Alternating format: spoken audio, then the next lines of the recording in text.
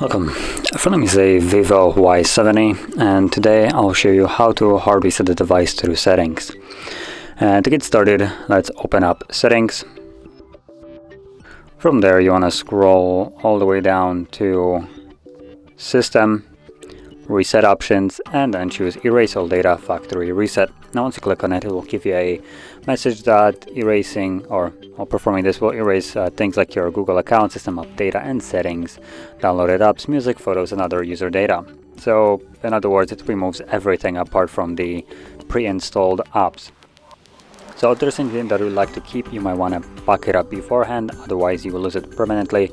But assuming you have already done it, or you want to, tap on delete all data, again delete all data, and now the process will begin. Now this will take about a minute or so, and once it's finished we should be greeted with the Android setup screen. So I'll be back once that is visible.